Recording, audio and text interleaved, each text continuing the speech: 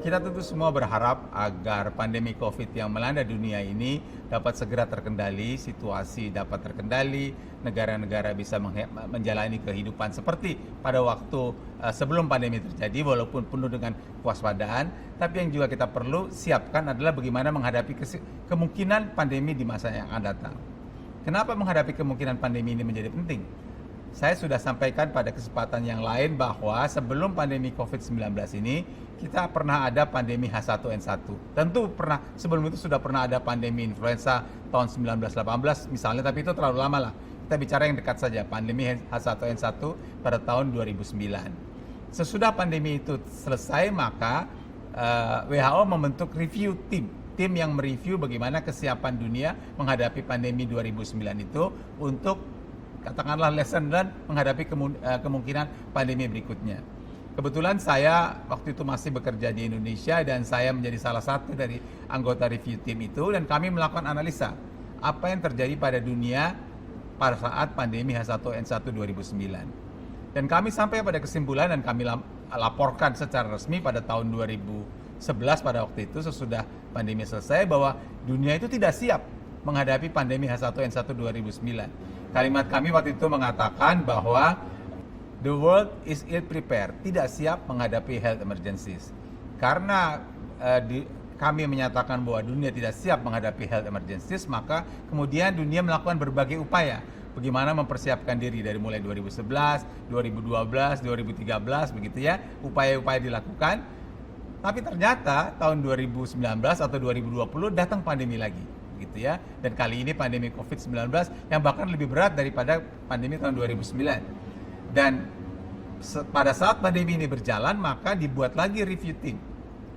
Tentu anggotanya berbeda dengan yang lalu, tapi review team ini sampai kembali pada kesimpulan yang mengatakan bahwa the world was not prepared. Jadi pada tahun 2010-an review team mengatakan the world is ill prepared. Tahun 2020, 10 tahun kemudian kembali review team mengatakan the world was not prepared.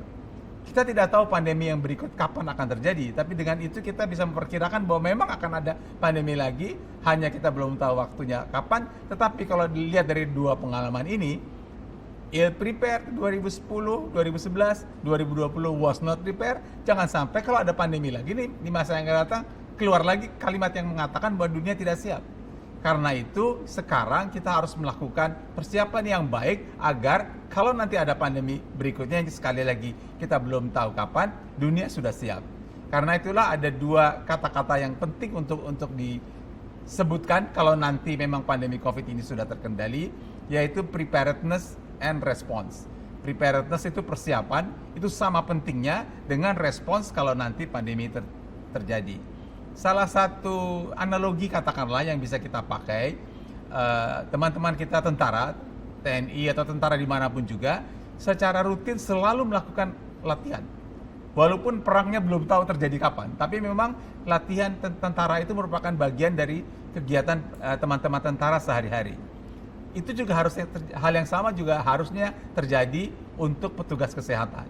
Walaupun nanti pandemi sudah terkendali, COVID-19 sudah terkendali, jumlah kasus sudah rendah, jumlah kematian sudah rendah, tapi petugas kesehatan harus terus melakukan latihan, melakukan persiapan untuk menjaga kemungkinan pandemi berikutnya. Itu poin pertama yang penting yang harus dilakukan untuk menghadapi masa datang.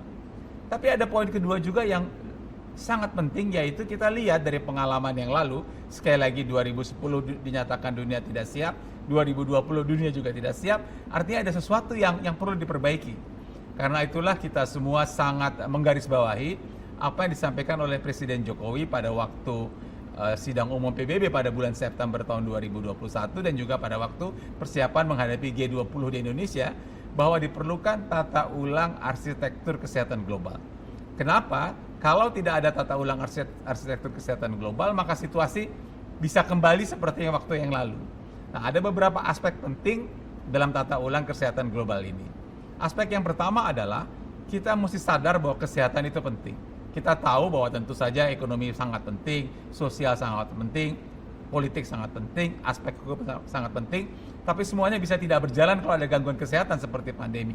Orang selalu mengatakan bahwa health is not everything, but without health everything could be nothing.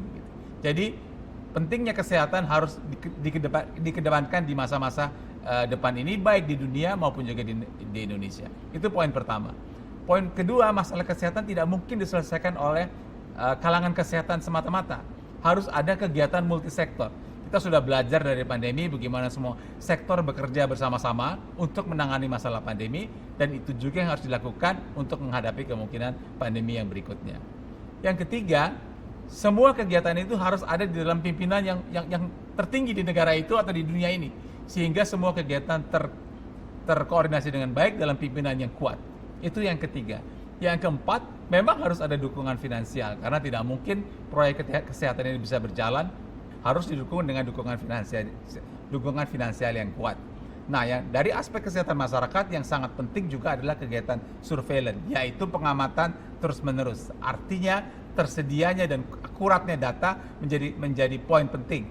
Karena hanya dengan pengamatan terus-menerus kita tahu apakah penyakit apapun juga itu situasinya membaik saja, atau kemudian mulai ada peningkatan ke arah kemungkinan katakanlah wabah, itu yang bisa dideteksi dengan surveillance dan data. Dan yang terakhir, karena pandemi itu adalah masalah dunia, masalah bersama negara, maka kerjasama internasional harus diperkuat.